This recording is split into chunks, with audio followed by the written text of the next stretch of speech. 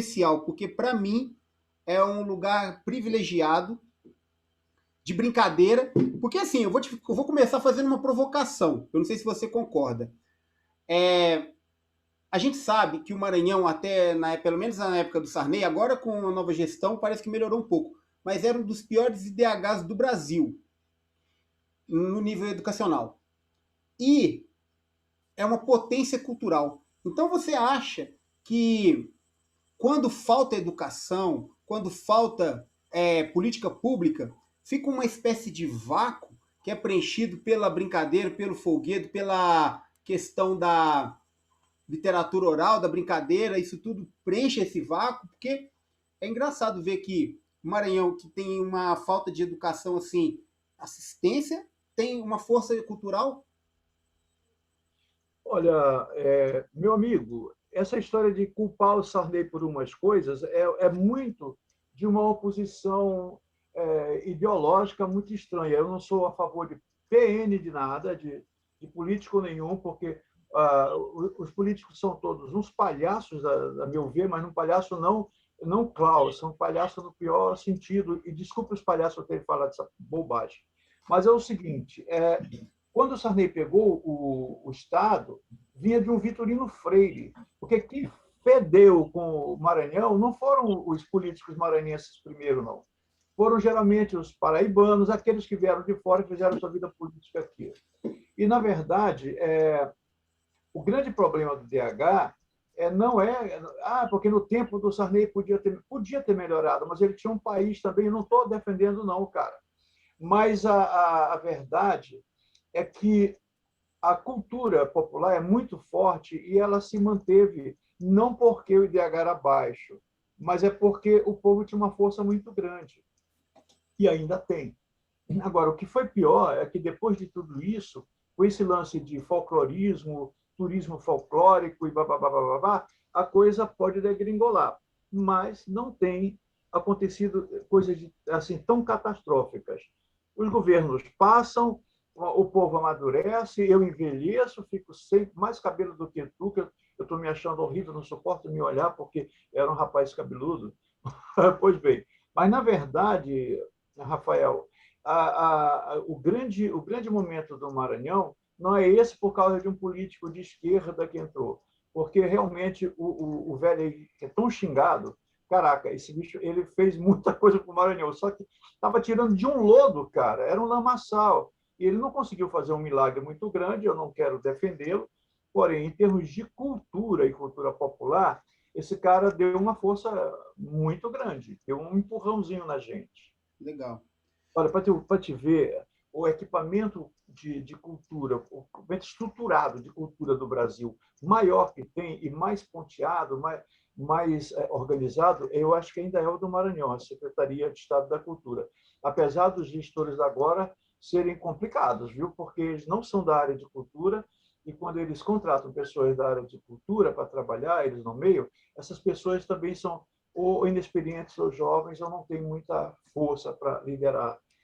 Mas vamos lá, vamos lá falar o que, que você quer. É uma graça ver essa tua cabeça tão redonda, parece um ovo que eu fritei ainda agora, mas tudo bem. É verdade. Então, rapaz, mas assim, eu sou um cabra que eu gosto muito de tecnologia, mas também gosto muito da nossa identidade regional. Uma coisa que eu percebo muito hoje é que os jovens, a globalização é uma nova forma de colonização. Você vai em qualquer aeroporto do mundo, tem lá o Burger King, tem a foto lá do Bill Gates, tem o Nike. Então, é no Irã, é na Turquia, é em Londres, qualquer lugar. Então, a gente defender a nossa cultura e a gente firmar, assim, fortalecer os aspectos da nossa identidade regional, para mim, é uma das principais coisas. E eu queria, assim, primeiramente, sabe, Tácito? Primeiramente, falar que é uma honra estar aqui. O Tácito, que é pesquisador, estudioso das brincadeiras brasileiras. Fala um pouco primeiro como é que é a sua vida, assim, como é que você começou, como é que você teve esse interesse, porque o Tácito, ele tem várias obras falando sobre justamente essa cultura lúdica dos folguedos e teatro também, que não é um teatro convencional desse do palco italiano, é aquele teatro da brincadeira, o teatro como brinquedo popular de rua. Fala um pouco como é que foi isso na sua vida, se tem a ver com a família, se o interesse. Cara, você vai cair para trás, mas a minha formação oficial foi primeiro a teologia, depois a filosofia, tá? Na pós-graduação é que eu entrei no ramo da arte. Por quê? Paralelamente, eu sempre convivi com a cultura popular dinâmica própria, atuando nela de alguma forma, e não fazendo a pesquisa acadêmica, mas fazendo a busca do entendimento. Sempre fui muito curioso com isso, e eu formei em teologia.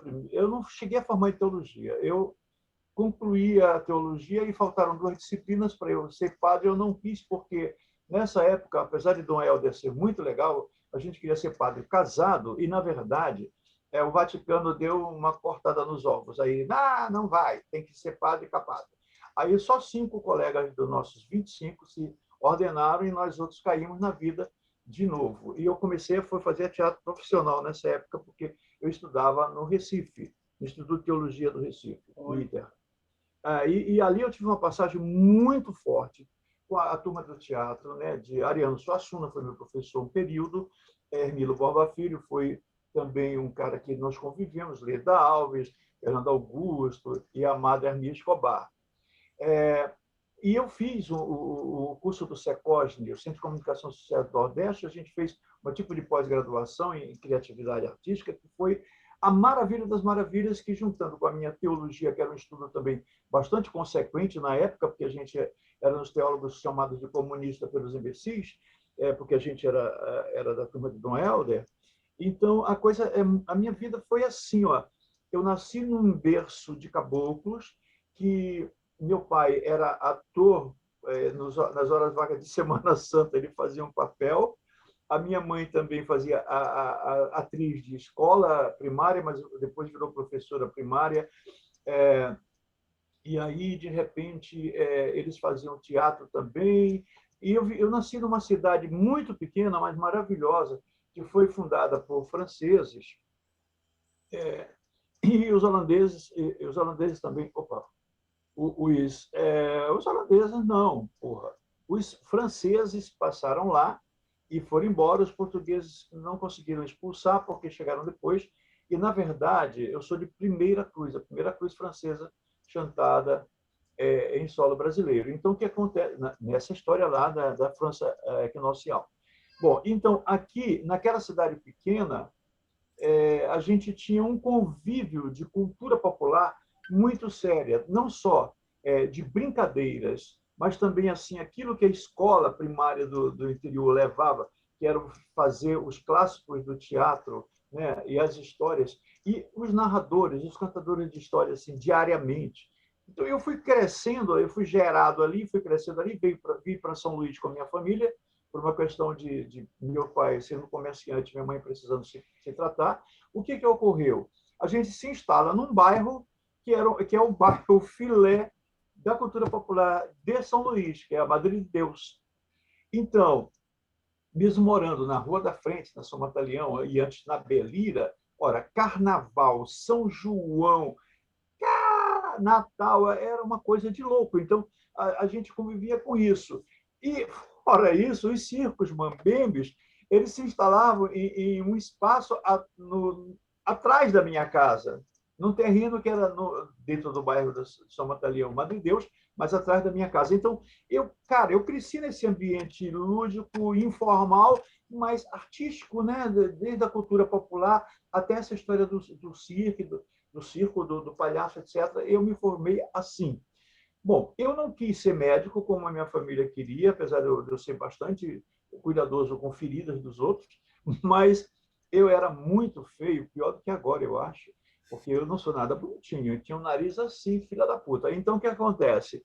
E era gordinho, e o povo me xingava. Então, o que eu fazia? Eu fazia meu teatrinho de fundo de quintal com irmãos e vizinhos. Na verdade, a gente cresceu por aí. Mas eu preferi entrar. Eu entrei para a Ação Católica, que era uma coisa já da esquerda se organizando, né? E a igreja contribuindo. E depois da JEC, eu entrei para o seminário, do seminário eu fui embora. Fui para Recife, lá Foi tudo que eu queria. O Teatro Popular do Nordeste, própria Ariana e tal, Amado Escobar, o boneco, o cacete. Daí pronto. Quando eu voltei para o Maranhão, eu tinha 20, eu acho que 23 ou 24, sei lá. Eu sou meio ruim de idade.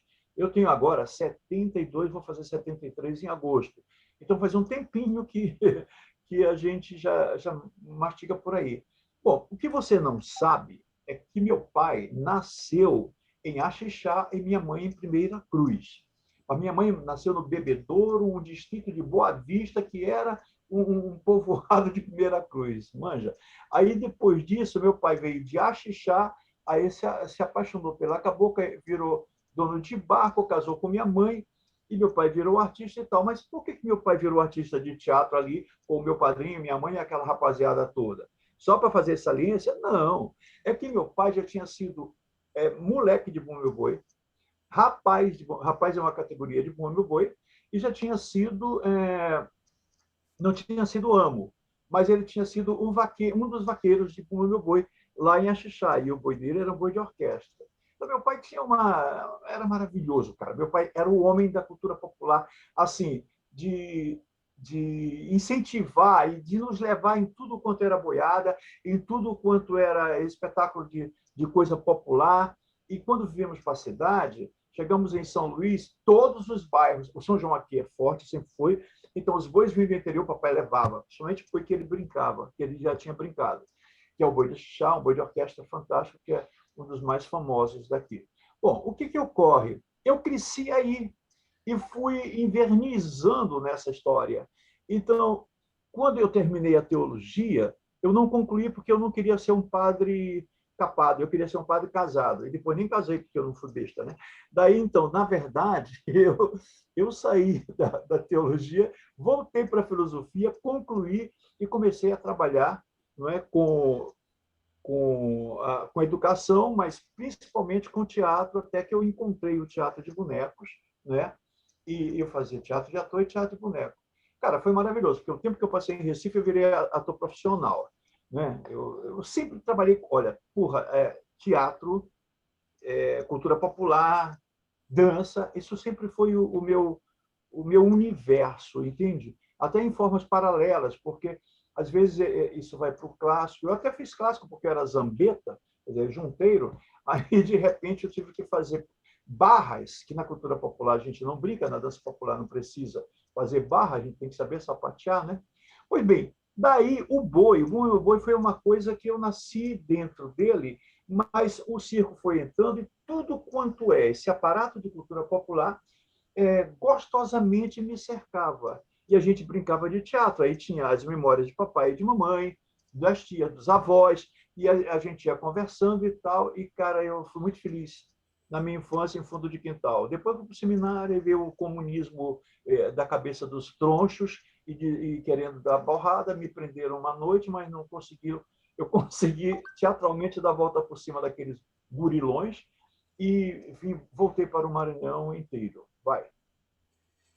Eu acho que você, quando foi para Pernambuco, deve ter sentido muita vontade no trabalho do teatro que estava sendo realizado lá pelo Ariano, pelo Hermílio, Boba Filho, essa turma, porque é um teatro muito sacro. A gente vê na obra do Ariano Suassuna como que ele tem um caráter assim, é uma santa, é aquela coisa dos altos de Gil Vicente, né? Ele gosta muito É, dessas referências assim de trabalhar o profano e o sagrado, né? Fazer, porque é muito comum é. também na literatura de cordel.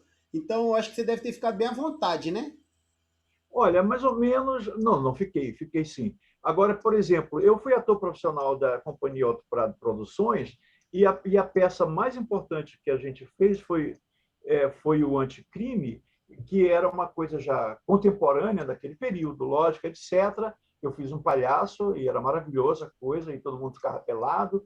Eu era o único que não ficava pelado, porque não porque eu não quisesse, mas a igreja também não ia me proibir, mas eu estava no seminário e era forte. Era comunismo do lado e religião do outro, uma coisa muito forte. Daí o que acontece? Eu fui aluno desses caras em algum momento, mas eu frequentei mais o Teatro Popular do Nordeste, o TPN, que era do Hermilo, e o Ariano também colaborava, mas eu fiz. Tem um cara em Pernambuco fantástico, que é um dramaturgo.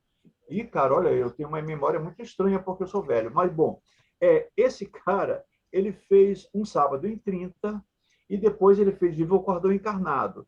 Que aí no sul, lá no sul, o Luiz Marinho montou depois com a El Que Maravilha e com todo mundo e foi fantástico. Mas eu estou falando de Luiz Marinho. Luiz Marinho era um autor que Ariano era um tipo de autor, que fazia uma coisa muito mais do memorial, do armorial, uma coisa mais reinol. É maravilhoso e lindo. O Hermílio fazia uma pesquisa fantástica de encenação num teatro de bolso bem pequenininho chamado Teatro Popular do Nordeste, maravilhoso. E o Otto montava essas coisas que eram pernambucanas, mas que tinham forças no Brasil. Então, o Luiz Mendonça, que foi dos fundadores da Paixão de Cristo de Fazenda Nova, foi meu contemporâneo. Nós fizemos juntos o Viva o Cordão Encarnado. Olha, cara, que banho de cultura nordestina, né? Fantástico mesmo. Então, o Luiz era o marido da Ilva Ninho, sabe? E eles já estavam na Globo e tudo, mas eles tiveram um atrito conjugal e ele foi lá, bebia pra caramba. Mas é um cachaceiro maravilhoso. Mas a gente fez, ele fazia o velho do Pastoril e eu fazia o Cabo 70. Era bem legal, eu gostei.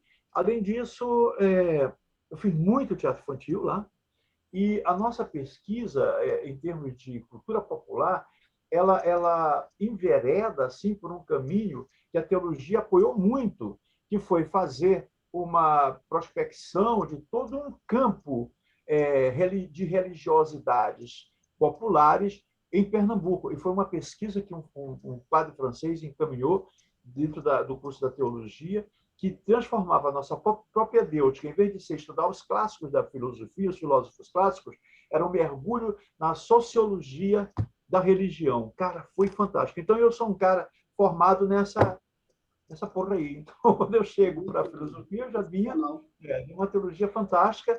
E aí eu fiz dança, estudei dança, lógico, montei um grupo de malucos lá para tirar os meninos da diamba, da maconha famosa de Pernambuco. Eu montei um grupo com professores jovens e muitos alunos que estavam meio desencaminhados. A gente montou um grupo de teatro e fizemos clássicos, vimos ao Maranhão, fomos premiados em Festival Nacional. Foi fantástico. Mas aí, vai lá. Ô Tácito, quais são os folguedos da cultura maranhense? Olha, vamos pensar o seguinte. Você sabe que existe diferença entre folguedos e danças. Alguns teóricos falam assim, vamos trabalhar com as danças dramáticas. Isso foi uma nomenclatura dada por Oswaldo de Andrade, mas o grande sabor atual é diferenciar folguedo de dança. Porque o folguedo são danças, sim, mas são organizados de forma mais dramática, teatralmente. Tem dança e tem teatro junto. As danças são apenas coreografias, né, que se remetem a alguma coisa. No Maranhão, os folguedos mais importantes, e eu acho que não tem outros, se eu esqueci, me desculpem, o boi. O boi é um folguedo, e só este Bumba Meu Boi, que tem no Maranhão, ele tem 5 sotaques, tem 5 aspectos, e que numa outra conversa a gente pode definir isso melhor, que é a minha tese de doutorado. Ótimo. E um folguedo que a gente hoje olha aí em Pernambuco, na Bahia e no Nordeste quase todo, aquela quadrilha junina revisitada, reenfeitada, sacaneada. Então, aquela quadrilha junina que virou uma loucura, mas que ainda mantém lá mesmo um momento, né, de dramaturgia. Então, a quadrilha aqui no Maranhão, ela se remete muito à quadrilha do início, que estava lá no Martins Pena, etc. E agora eles estão, porque a necessidade de imitar o moderno, o contemporâneo, o chique, etc., é muito grande, a cabocada gosta. Mas, assim, na verdade, ainda temos algumas quadrilhas bem tradicionais e populares, onde o enredo da quadrilha a dança é forte, mas o que é mais importante realmente é o casamento na roça que está ali. Isso aí é um fogueiro. O outro é o pastor. Cara, você não tem ideia do que é um pastor. Muita gente, tem o pastoral, e tem como é que é? Tem o, é, como lá em Pernambuco e na Pastoril. Bahia também. Hein? Fala? Pastoril em Pernambuco, né? Não, é pastoril em Pernambuco, exato.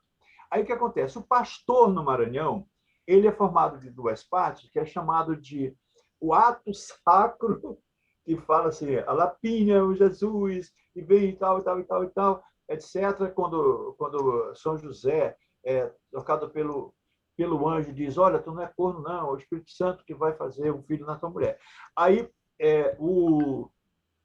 essa primeira parte, chamada de ato sacro, e depois vem a parte do bailado, tá? Que é um cordão maravilhoso de N figuras, floristas, ciganas, galegos, bababá, espanhóis, caçador, etc. E esse pastor, não pode ser chamado de pastoral, ele é pastor mesmo, ele ainda existe muito forte aqui no Maranhão, principalmente no interior. Aqui em São Luís tem menos.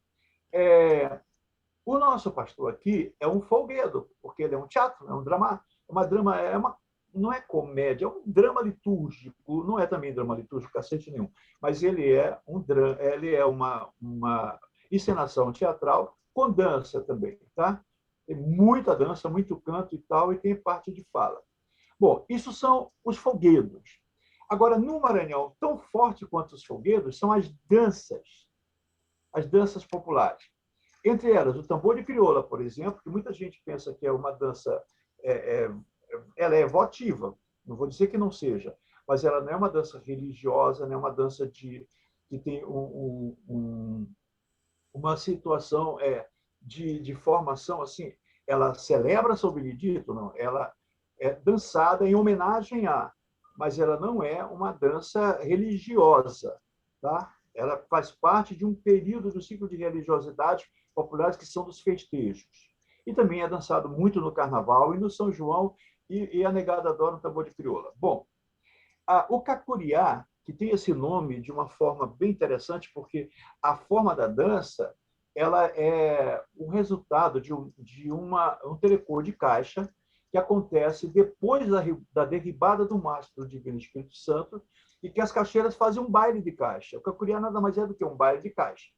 Só que ele é chamado de telecô de caixa, de baile de caixa, de bambaê de caixa e tal. Aqui em São Luís, um mestre de cultura popular fantástico, o seu Lauro, começou, porque no interior dele ele chamava, em vez de dizer, vamos fazer um bambaê, vamos cacuriar, vamos fazer uma cacuriada. Então, ele criou este cacuriá de roda, ele organizou, sistematizou, ele fez coreografia das coisas, com as músicas que eles tocavam e dançando em roda. Porra, aí ele criou um folclore, é brincadeira, mas ele colocou uma dança popular nova. Então, é um folguedo que, por exemplo, é um folguedo não, é uma dança que eu vi nascer com essa estrutura, que eu conheço ela quando as caixeiras fazem o seu bambaê ou fazem o seu carimbó de caixa, chamo de carimbó também. Tem nada a ver com carimbó de Pará. Bom, o São Gonçalo, cara. São Gonçalo, aqui no Maranhão, um folclore, é lógico, é uma dança que tem duas formatações. Uma é o baile de São Gonçalo, é uma coisa hiper religiosa, é um ritual fantástico, não é uma encenação, olha lá, é uma coisa que, se um pesquisador sério entra na história, ele fica louco, porque ele vai ver todo um desenvolvimento de prestação de contas, de pagamento de votos, pagamento de promessa, e que tem todo um ritual que é dançado, cantado e falado, e não chega a ser um folguedo, não chega a ser porque ele não é um teatro com uma dança no meio, não. Ele é uma celebração. Eu considero como dança de São Gonçalo, o baile de São Gonçalo. Mas o próprio São Gonçalo é dançado por gente marota e safadinha num cordão de São Gonçalo ou roda de São Gonçalo. Em alguns municípios do Maranhão, inclusive no meu, tem o cordão de São Gonçalo. O que é? Tem lá E o São Gonçalo pode ser dançado em qualquer tempo. Você faz uma promessa porque levou um chifre, sua mulher volta, você tem que pagar. Então, lá vai você, arma na praça um altar com um arco. Esse arco é coisa fantástica, cheio de coisas, né, de prendas, como frutas, por exemplo. Faz uma arcada de frutas, bota uma imagem do São Gonçalo bem no meio, quanto maior, mais bonito, melhor. Bota uma porção de oferendas, de bolo, não sei o que, em volta, acende uma vela, e vem uma orquestrazinha daquela de rebeca, sanfona e pandeiro, ou qualquer outro instrumento, geralmente violão, e começa a tocar o,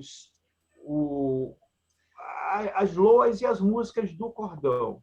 Então, são músicas muito, muito animadas e não é um folclore para ver. É, não, é uma dança para você participar. Lógico, tem um par de guias, você me avisa o horário aí, tá? Um par de guias, né? Tem um mestre, que é um guia e a guia, e um contra-guia e uma mulher contra-guia, e esses é os que sabem mandar na roda. Esse conhece a coreografia. E a rapaz da comunidade todinha entra. Então, primeiro só os homens, mas os homens mais velhos. E as mulheres mais velhas. Então, fica atrás da contra-guia e da mestra lá, fica aquele bando de mulher, ninguém está caracterizado, ninguém. Vamos dançar em homenagem ao santo. Cara, aí dança essa jornada, chama-se jornada, dança pra caramba e é gostoso. Aí é a mulher de um lado, o homem do outro. Aí, de repente, tem uma coreografia fantástica. Então, a gente segue o que o guia faz e fica lindo. Então, aí vai entrando, até tem as moças, os rapazes, até chegar nas crianças. Então, vai sendo uma coisa fantástica, passa-se a noite inteira homenageando São Gonçalo, pagando a promessa que ele fez. E São Gonçalo era um santo de festa.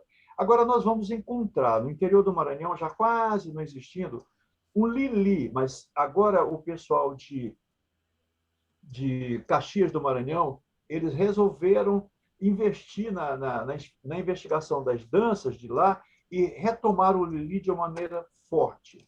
Lili é uma dança que é de roda e tal, etc., que só existe por ali. Nós também temos o Lelê, ou Pela Porco, que é na região do Munim, onde meu pai nasceu e tal, e que é maravilhoso o Pela. E que a gente sabe que em Portugal também tem um Pela Porco. O Pela Porco, ou Lelê, é uma dança que geralmente acontece quando está existindo um mutirão. Por exemplo, todas as famílias vão ajudar a fazer a casa de um caboclo lá no bairro e tal. Então, ele mata um porco, pela o porco e dança o lelê. E é fantástico, moleque, porque uma coisa boa de dançar e de cantar também. Aí, também são cordões de homem e de mulher, depois trans, etc. É uma dança bem portuguesa. Depois você tem a mangaba, que é lá para o sul do Maranhão, é uma dança mais estranha, que são mulheres de roda e dançam, e é muito lenta, e eu não acho bonita, mas existe. E temos o Cordão de Reis. O Cordão de Reis tem muito mais para cá, para o interior da ilha de São Luís, que não é um reisado, mas é que sim, é um cordão com os 3 reis, magos, que vão visitar os presépios armados na casa das pessoas. E dançam e cantam, e é maravilhoso. Agora, é isso. Não, muito bom. Alguma coisa mais? A gente Então, podia falar. quando você fala sobre esses eventos, me lembrou muito que eu conheço mais assim a cultura pernambucana, né? Porque eu gosto do mamulengo e lá a gente trouxe para cá a pesquisa do mamulengo e lá a gente percebe que tem o brincante que às vezes ele tá no maracatu, ele tá no cavalo marinho, ele tem a barraquinha dele, a torta dele de mamulengo. Então, ele existe isso também no Maranhão, né? O É cabra que mais tá ou menos. ali transitando em várias brincadeiras. O brincante, É, o lugar do brincante. mas pode ser. O brincante, por exemplo, no Maranhão, ele é muito fiel. O que tem o que tem de transação ou de transição de brincantes no Maranhão é geralmente entre tambor de crioula, carnaval, blocos carnavalescos, rapaz esquisito, um folguedo fantástico chamado Brincadeira de Carnaval, que ainda existe, e a ala ursa. No carnaval tem muita coisa, eu esqueci, olha que porra. O cordão de urso da gente é muito forte. Agora só tem 2 ou 3 no estado todo, e eu pesquiso isso sempre, por causa das máscaras, e ainda existe o cordão de urso. Mas, por exemplo, é possível que um cara toque no tambor de crioula e faça parte do coro do tambor de crioula, ele seja um coreiro, e pode participar de um cordão de urso, ele pode participar de um bloco de carnaval, em geral é assim, ele pode brincar boi, porque aqui no Maranhão, assim, acaba o carnaval, começa o boi. Então ninguém sabe, aí depois chega o Natal, então ninguém sabe a hora que o pessoal descansa. Mas, na verdade, Rafael, tu é bonequeiro, né, também? Ah, então a gente somos.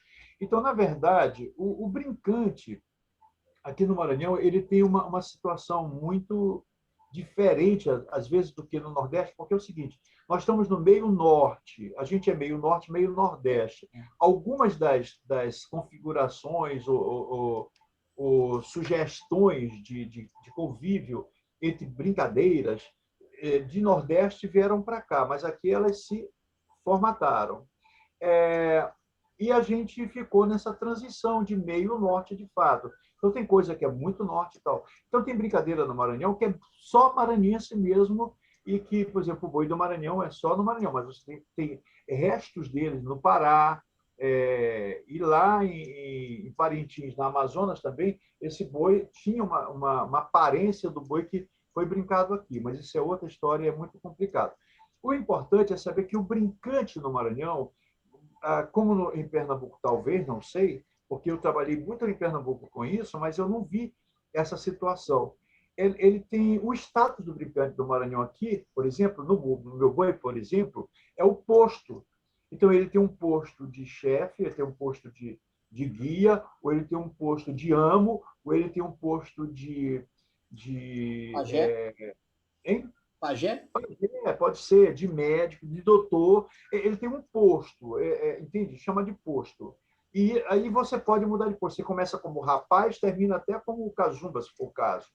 E a palavra cazumba não é cazumbá. Cazumba é um termo que foi generalizado por um colega da gente, o Américo Azevedo, para diferenciar de cazumba. Ele botou cazumbá, o nome do grupo dele. Aí o próprio caboclo tomou conta desse nome em alguns bois. Bom, agora, o que é importante aqui no Maranhão, que eu não sei se é a mesma coisa de Pernambuco e de todo o Nordeste, mas eu acho que é assim, não é um status do brincante, mas é o seu estado configurado de momento de brincante. Você é um homem da roça, um homem comum, um lavrador, ou você é um barqueiro, ou você é um cara que trabalha da estiva, geralmente aqui nós temos muita essa situação da estiva, que num período de festa, você entra num estágio de suspensão. Você deixa de ser você e você vira, você assume um posto. Você vira um brincante que tem um compromisso diário. Você não muda de cabeça, mas você deixa de trabalhar na sua função de ganhar pão para trabalhar na sua função de ganhar felicidade, alegria e dar alegria para os outros. Então, essa situação, esse momento de suspensão do homem enquanto é homem comum e a transformação dele em brincante é fantástico e é um fenômeno que a gente vê muito por aqui.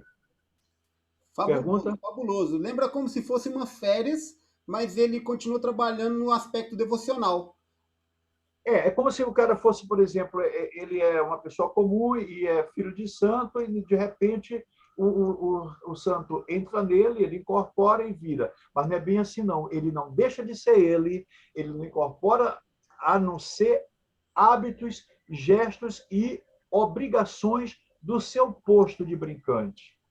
Ele vai cuidar da pena, do chapéu, ele vai cuidar da roupa e tal, e ele vai um pouco dormir, ele vai só brincar, brincar, beber, comer, e comer gente também, mas assim, ele vai ter uma relação completa, biofísica e intelectual, moral e tudo. É muito interessante.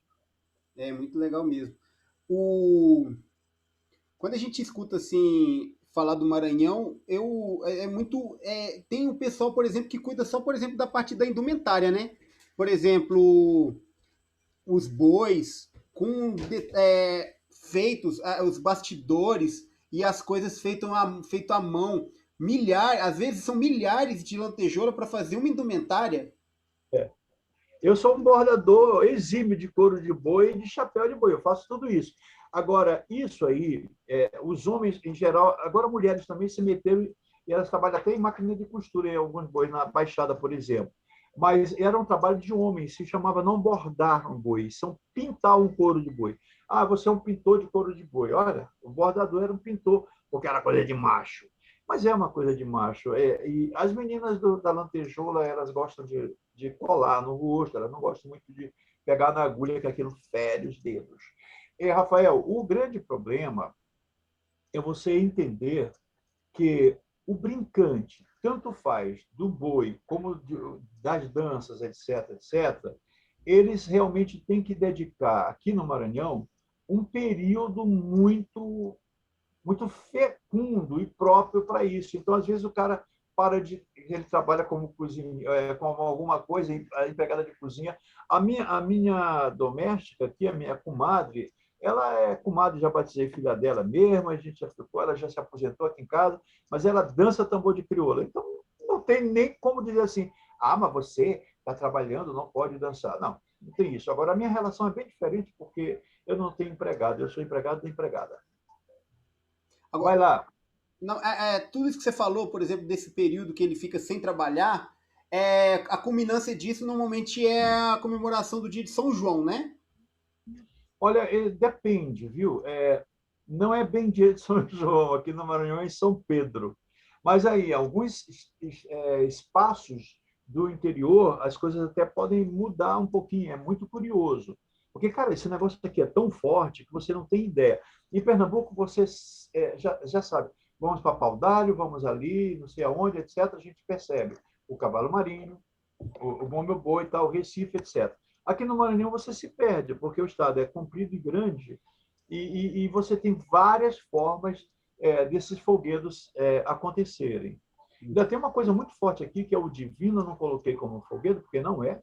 Ele é um trato religioso muito forte, muito sério, mas que também é uma coisa de voto, de promessa, o mastro e tudo. Quando você falou do urso lá, eu lembrei do cordão dos bichos. Queria que você falasse um pouco do teatro maranhense, porque a gente não vê assim uma expressão igual um teatro convencional, que a gente está acostumado, do palco italiano. Então, assim, se aproxima bastante do teatro indígena, né? Com, assim, Indígena? O que é indígena, você falou? teatro indígena, que fala, que tem como os temas a cultura, por exemplo, da natureza, que tem uma evocação à cosmologia, mais assim voltada para essa questão mesmo do pensamento ancestral, né? Tu fala dos textos de dramaturgos maranhenses, né? Uhum. Olha, não sempre. Eu acho que dentro disso nós temos, em algum momento, Aldo Leite, em algum momento eu mesmo, em algum momento Américo Azevedo Neto, em algum momento, sei lá, não sei mais quem.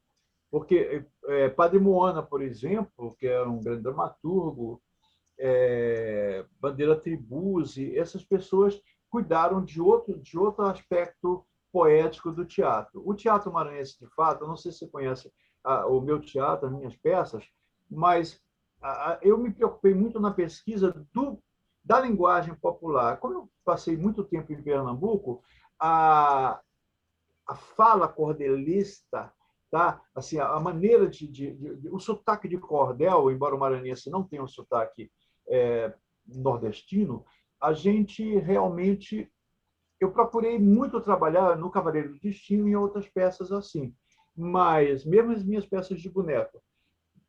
Mas o teatro maranhense ele vai muito à rua, ele é muito feito às vezes em barracões, como por exemplo o Teatro Popular, que é o, o pastor, os caras que cuidam de pastor no interior, eles constroem um barracão imenso, com bancos de madeira, assim, com tosso de jussara e tal, para as pessoas sentarem, e faz um palco que é um tabuado, é tudo de palha, que depois que termina a temporada, que eles fazem, eles chamam de acabação, quer dizer, um cabaço grande não, é um acabamento da temporada do pastor, eles fazem, derruba aquilo e dão as palhas para as pessoas e a madeira que eles usaram. É uma coisa muito séria, é uma coisa de estudar, de fato.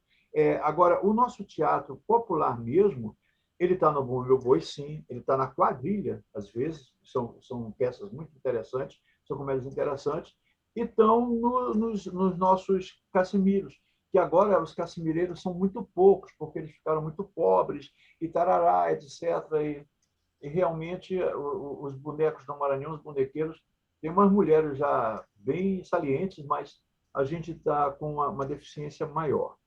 Agora, o que a gente pode ver nesse teatro maranhense é que, em termos de dramaturgia, de texto escrito, ele tem bastante canais. Eu, por exemplo, acabei, junto com a Universidade do Pará, com um projeto de extensão de lá da Bene Martins, a gente já publicou o primeiro volume de peças de autores maranhenses. Ela tinha feito já o do Pará, né? O pessoal do Acre está cuidando, do Amazonas parou um pouquinho, mas no Maranhão já vamos para o segundo volume, tá? Que é uma coletânea de teatro do Maranhão.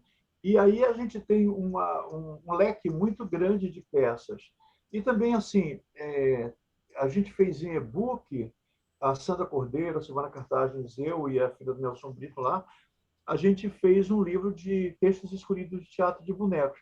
Aí a gente vê que a cultura está muito forte. Você pode procurar isso no site da Edufima. Ah, E legal. você tem lá. A criança maranhense brinca de quê? Oi? A criança maranhense brinca de quê? Vai cair para trás. Brinca de videogame. Olha, é muito triste isso.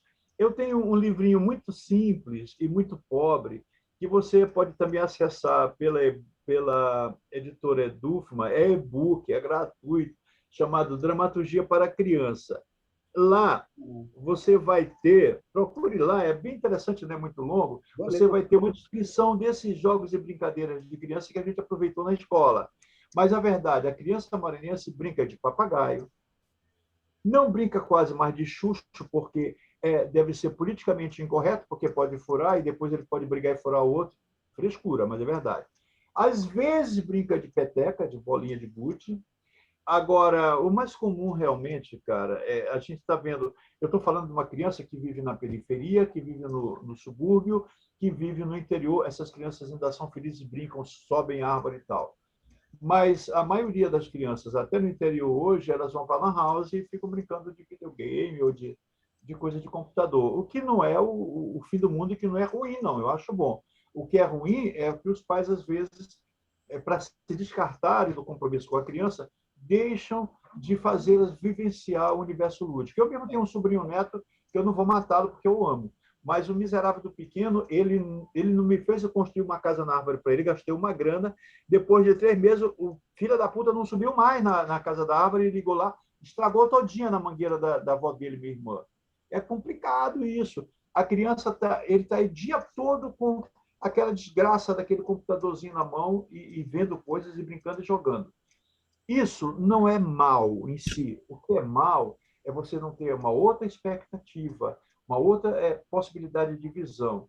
E eu culpo, às vezes, os pais. A gente é muito responsável. Agora, os meus filhos, eles foram adotados, na verdade, não são adotivos oficialmente, mas os que eu criei têm uma noção de teatro, de vivência, de jogo e tal, mas também, cara, eles já têm quase 50 anos. Então, eles tiveram uma vida perto de mim que participaram de tudo. É, o, Olha, diga-me. o que não pode ter o excesso, por exemplo. Hoje a gente vê, por exemplo, vários folguedos, expressões da cultura popular, onde o vô já está idoso, está lá no batuque, o pai também segurou a herança, e hoje a gente vê a geração de netos e bisnetos que não estão conseguindo dar essa contrapartida, porque fica muito no celular, né? Fica muito. Não, mas peraí, 2 minutinhos. Mesmo a cabocada do subúrbio, da periferia e dos conjuntos de brincadeiras folclóricas, você vai ficar impressionado como a criançada e o adolescente adora estar ali. Porque eu até considero, eles são muito mais brincantes do que os velhos. Os velhos parece que têm um compromisso espiritual, hein, por trás disso.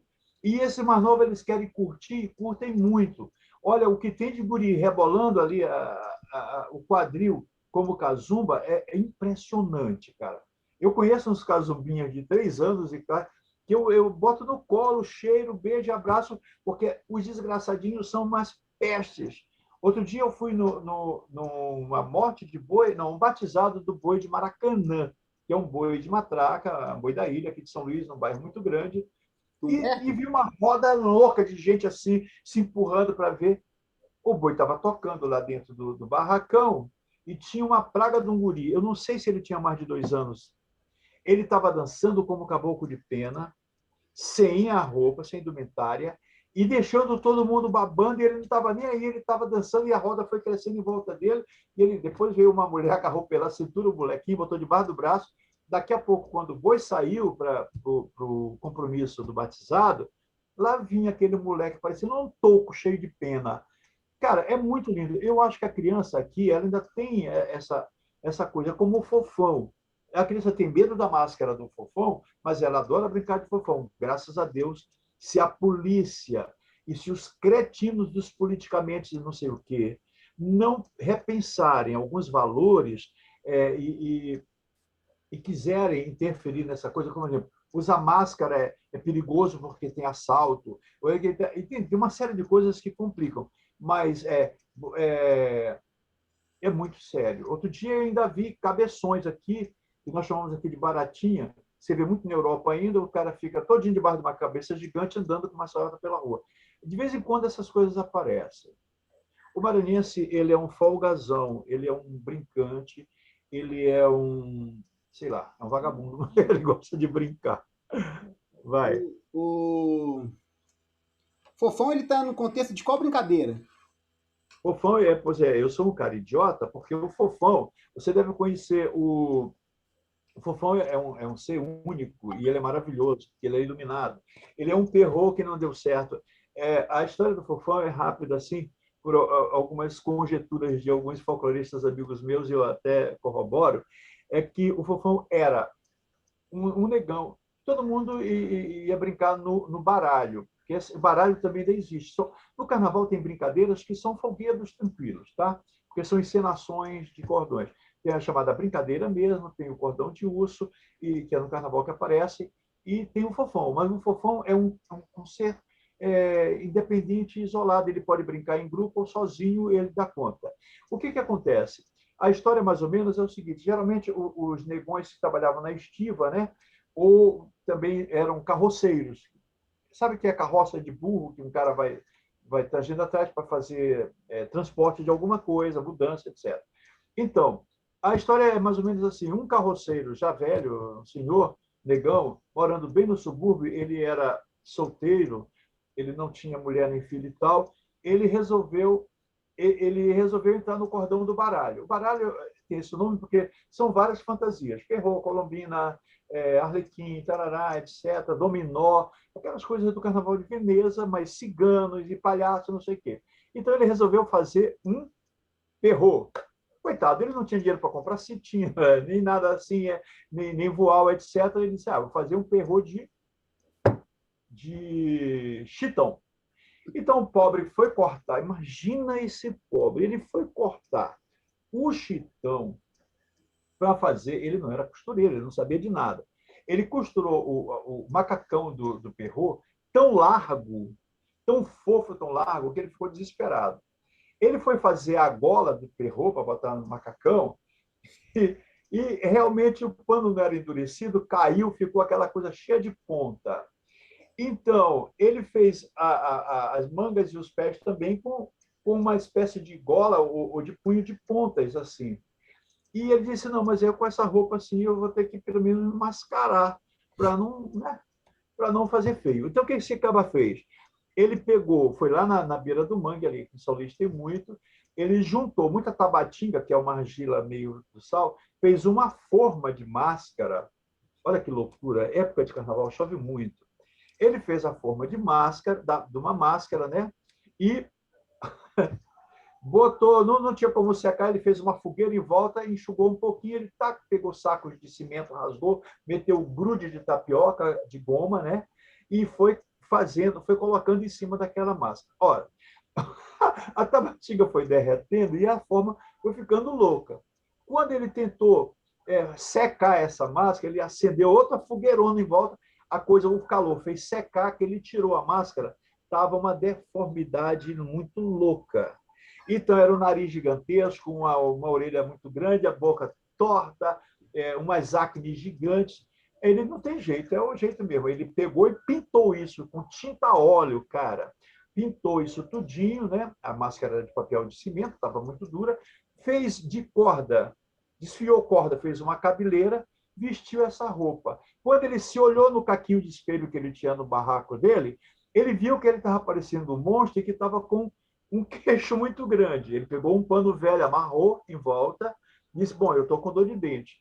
Aí, quando ele chegou na porta do barraco, a cachorrada da vizinhança, ele se desesperou, pegou uma vara, aí achou uma boneca no lixo, uma boneca velha toda quebrada, e pegou essa boneca e saiu com a vara batendo nos cachorros. Aí ele chegava na casa das pessoas, ele não foi pro cordão do baralho, que ninguém não deixou ele entrar. Ele disse: o que é isso? Isso não existe, ele é só um perrote, não é bomba nenhuma. Então, vai lá. E ele ia na rua brincando assim, ele dizia lá, lá. Aí pedia, dizia que estava com estalecido com o dente, né? E pedia esmola para a filhinha dele, que era a boneca. E haja cacetada nos cachorros. Cara, essa figura de fofão, bom, isso é uma história que que a Américo Azevedo tentou pensar, que foi mais ou menos que a coisa surgiu. Porque o fofão é isso. Agora você vai ver o bate-bola, é assim, né? No Rio de Janeiro, o Clóvis.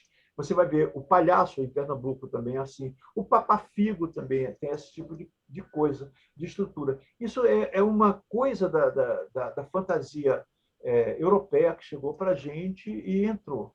Mas realmente os fofões são elementos individuais. Às vezes eles saem em bando e às vezes vão sozinhos.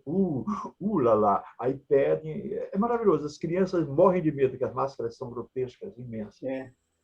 Aqui na Feira Nacional de Artesanato, quando eles vieram aqui, eu comprei uma máscara do Fofão para guardar, porque eu achei muito interessante. Eu, É, eu, quando, há pouco tempo, uns 4 anos atrás, o pessoal do Boi de Santa Fé teve aqui numa caravana da Funarte. E eles fizeram sei. São Paulo e Belo Horizonte. Eu tinha Geolinho. feito, eu tinha feito a máscara. Geolinho. Oi? Geolinho, o dono, meu. Isso. Geolinho, eu amo, meu companheiro aqui de briga. Eu fiz uma oficina no Festival Internacional de Teatro com o mestre Abel de máscara do Kazumba. Mas Abel é de outro boi, aquele Do safado. mestre Abel, do seu Abel. Abel é máscara de orelha, É, de né? orelha. E aí, Cabeleira, não é de torre. não, de orelha. E aí o que acontece? Eu sou muito cara de pau, fui lá no dia da apresentação com a máscara na mochila. Falei assim, se der brecha, eu vou brincar. Aí cheguei lá, Vilmar, que é o mestre do chefe dos Kazumba, Valmir, Ah, sei. falou assim, rapaz, você tem a máscara aí? Ficou surpreso, né? Porque Ah. Belo Horizontino. Aí ele falou, rapaz, eu acho que tem uma roupa ali que vê a mais, que é uma. Que tem uma toga. Falta o seu cofo, que é aquela bunda grande, né? De madeira. Pode ser de cofo. É. Ou uma tábua ou um cofo, que é uma coisa de palha. Não tinha. Aí eu fui com a bunda magra. Mas eu fui, eles deixaram e eu fui. E eu brinquei, também não tinha o sincero. Mas eu fiquei lá brincando, dançando. E eu, cara, muito cara de pau, pedi pra ir pra São Paulo. Falei, se tiver vaga no ônibus, eu quero ir pra São Paulo. Aí eles olharam lá, falaram, tem que pedir pro motorista. Pedi pro motorista e eles deixaram. Fiz a turnê com eles em São Paulo, foi uma experiência muito bacana. Fiquei Você não lá. botou uma bunda nem de caixa de papelão para fazer o quadradão? Aí, depois a gente fez. Mas em Belo Horizonte foi muito em cima da hora, nem fez. Eu fiquei com a bunda magra mesmo. Mas foi uma experiência muito rica. Muito É rica assim. mesmo. Conviver Por com que os eles te marciais. deixaram dançar com a máscara do boi de Viana e não do boi de Pindaré? Não era com torre, você não tinha torre na tua máscara. Não, na verdade, eles deixaram eu ficar com a máscara do seu Abel, do mestre Abel lá. E aí eles ficaram com a de torre, que nem você falou, toda iluminada, É, não tem e eu torre. fiquei com a máscara tradicional. Agora, foi uma experiência muito boa, assim, conviver com os rajados, Pai Francisco, os caboclinhos, e conviver com eles também no dia a dia, né? Muito acolhedores. Foi uma experiência e É, tanto, viu? Fiquei apaixonado. o que você vai ver no folguedo, no folclore maranhense, é que os brincantes são isso que você acabou de falar, acolhedores, eles te abraçam. Em alguns estados, eles te expurgam, eles te mandam embora. Ah, não pode, não entra, que bagunça. Aqui acontecia isso em tambor de, de culto de candomblé, não. Candomblé também tinha essa história, que aqui tem muito pouco, e também quando você não era de mina. Na mina você não pode cruzar as pernas e tal, mas as coisas eram muito mais permissivas até. Agora, você é um cara que teve sorte, porque maranhense é muito um coração grande. Porque, na verdade, eu, se tivesse no meu boi cachorro, você não ia entrar com a máscara do boi de Viana, nem da Baixada, o Fidaré é Baixada, mas você não ia entrar no Santa Fé sem uma torre na cabeça. Pomba. Que diabo de casumba é esse da bunda magra? Mas eles são bons, né, cara? Eles deixam você participar. No nosso Agora, outro. o que eu fiquei impressionado foi, assim, cantam o tempo inteiro. Assim, no dia a dia lá, por exemplo, a gente estava numa casa em São Paulo, o dia inteiro lembrando toada. A toada do pajé, a toada do chefe do capataz, tudo. Assim, nossa, foi muito interessante, porque eles não ficam Eles cantando cantam. música de fora, música que estou tocando no rádio. Eles ficam, é como se fosse quase uma bolha, onde eles curtem e desfrutam daquele universo particular deles. Então, as músicas deles, aí eles ficam cantando, aí o outro vai e emenda. Então, Eu é um estou te universo falando que muito, é um universo muito. esse espaço, que é um status de suspensão de fato, eles deixam de ser, eles viram outra coisa sem virar. É um devir humano, tá? É um devir de brincante, que eu digo. Mas olha, Rafael, você ainda tem tempo aí, cara. Não, Vai editar. a gente pode ir encerrando, a gente pode ir encerrando. Não, eu Depois a queria gente dizer o continua a seguinte: segunda eu conversa. pensei a gente falar de boi mais especificamente num outro papo qualquer Isso, dia. vamos combinar isso. Eu já tinha combinado, pessoal, com o professor Tácito, da gente não ter uma conversa só, porque ele tem um conhecimento muito grande, então a gente vai dividir pelo menos mais uma fala sobre o, o boi, específico do boi, porque o boi é um caso à parte, né? O alto do boi pede uma conversa única. Mas, ó, professor, Não é um alto, não, é uma comédia. Alto é coisa de português, mas vamos lá. Diga não, lá, meu amigo. assim, na verdade, eu tô falando mais assim do jargão popular, porque normalmente Eu quando as sei, eu pessoas sei. falam. O popular assume a bobagem que o intelectual diz. Em geral, é assim mesmo. Tá certo. Vai. Não, mas é isso, assim. é, Foi muito interessante ter convivido lá com o pessoal do Boi de Santa Fé, porque eu consegui entender direitinho ali a narrativa, o drama de Catirina, e aí como é que as coisas se desenrolam. É muito gostoso, assim, a história toda. Te agradeço, foi muito bom. Desejo para você boa noite, bom sono aí. E aí daqui uns dias a gente combina. Eu não bocejei, não, cara. É que eu senti um rio puxado aqui e eu acho que alguma coisa me mordeu. Eu fiz, né?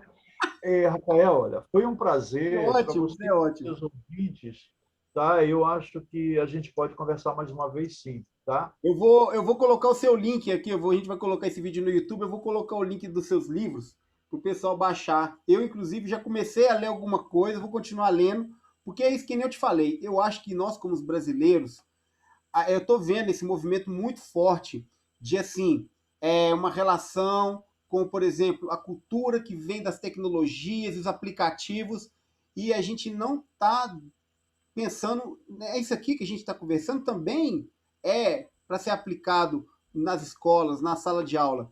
Não só a questão, por exemplo, de você desenvolver uma tecnologia. Então, assim, eu fico muito preocupado com isso. Qual que é o Brasil que a gente quer desenhar? A gente quer ser um país que só aculturado? Ou a gente também vai valorizar as nossas raízes, né? Então, eu acho que é uma contribuição muito boa que a gente está dando aí para os professores que a gente tem no nosso meio de contato, essa conversa. Muita história deliciosa, essa mesmo do Fofão foi divertidíssima.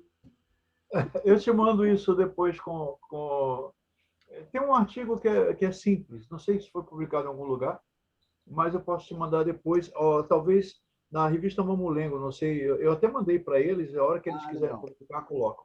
Mas eu posso te mandar. E outra história, aqueles livros que eu falei, você tem Os tem links. ele no seu WhatsApp? Tem, não sei se é link.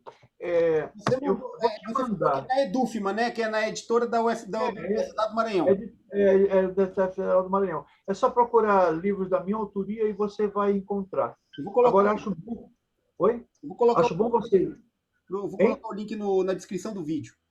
Tá bom. Eu acho bom você começar vendo o de dramaturgia para crianças, porque é interessante aquilo que você focou e você é professor, né? Pois é. Pode encontrar alguma coisa que te interesse, talvez. Não, demais, com certeza, eu vou gostar. Beleza. Obrigado, Tasto. Nada, querido. Um prazerzão. Abraço grande. Valeu.